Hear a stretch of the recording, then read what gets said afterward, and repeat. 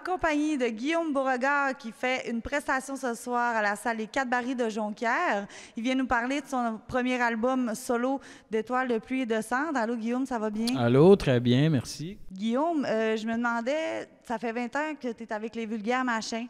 Je me demandais si ça faisait longtemps que tu mijotais cette idée-là de partir solo. Ben, c'est né à peu près au moment où on faisait la tournée acoustique. On était déjà dans un processus où on sentait qu'on avait besoin de faire autre chose un peu que du punk rock. Là, ça fait 20 ans, comme tu disais. Fait que moi, on a comme discuté de prendre une pause. Moi, j'ai tout de suite voulu enchaîner sur d'autres choses. J'ai réfléchi à ce que je ferais. Puis comme j'avais envie de continuer à faire de la musique, puis autrement aussi, j'ai décidé de me lancer dans cette affaire-là. Fait que ça fait une couple d'années, là, quand la sortie de l'album acoustique est arrivée. J'ai écouté ton album d'Étoiles de pluie et de cendres et j'ai remarqué que les textes étaient beaucoup plus sentimentaux que politiques. Donc, est-ce qu'on pourrait dire que tu fais de la musique engagée envers toi-même Oui, maintenant? c'est exactement ça. C'est de la musique engagée envers moi-même parce que ça demande beaucoup d'engagement, je trouve. Parler de soi, ça demande du courage, ça demande une certaine acceptation de la vulnérabilité qui vient avec ça. Puis je trouve que c'est pas banal. Écrire des chansons politiques, c'est un exercice en soi, mais faire des chansons où là, je deviens le sujet, ça m'a demandé peut-être plus d'engagement même qu'écrire pour les vulgaires m'en demande.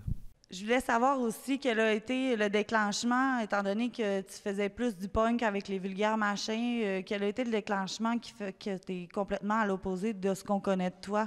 Bien, je pense pas que ça s'est fait de façon radicale, là, à travers les années. Moi, j'ai toujours écouté toutes sortes de musique, là, pas juste du rock puis du punk, là, puis à quelque part, en dedans de moi, il y a quelque chose qui me disait qu'à un moment donné, j'irais explorer un peu plus ces affaires-là. Puis d'ailleurs, l'album acoustique est un bel exemple, d'essayer de faire autre chose puis de découvrir d'autres affaires. Puis c'était juste une idée, dans le fond, d'aller plus loin avec un projet solo, de vraiment pouvoir développer un projet à partir de rien vers une vision qui allait être différente. Je ne sais pas. Je pense que c'est sain, à un moment donné, après 20 ans, de ne pas répéter la même affaire parce qu'inconsciemment, ça devient, dans certains cas, des automatismes, là, des façons d'écrire, des sujets à aborder.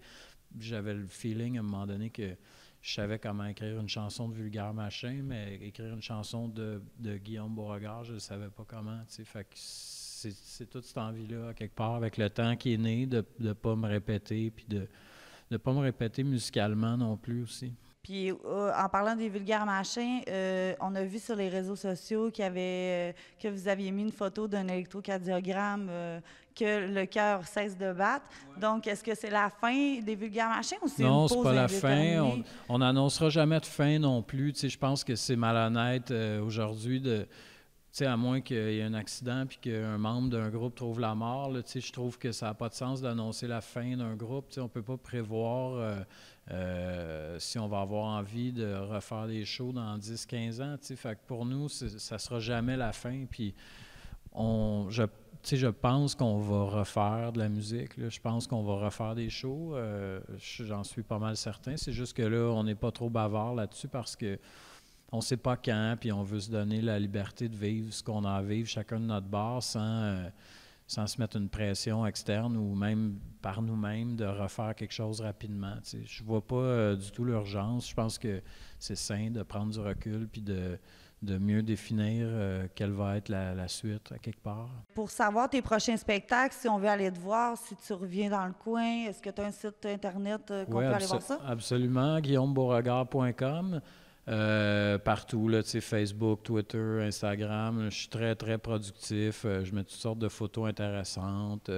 Je fais toutes sortes de commentaires très pertinents aussi sur Twitter, mais toutes les dates sont là, les dates de show, les vidéos, etc. Là, fait qu'on n'a qu'à... À te suivre. À me suivre par là, puis toute l'info. Okay. Même que je dirais que si quelqu'un va sur mon site web, guillaumebeauregard.com, il va peut-être avoir même trop d'informations à mon sujet. Là, Ça se peut qu'à un moment donné, ça fasse trop de Guillaume Beauregard dans sa vie. Fait que à y aller avec parcimonie, je dirais. OK, parfait. Ben écoute, Guillaume, je te remercie beaucoup de nous avoir accordé du temps et je te souhaite un gros succès dans ton nouveau projet solo. C'est gentil, merci Puis beaucoup. je pense que c'est déjà assez bien parti. Oui, ça va très bien, merci. Merci beaucoup.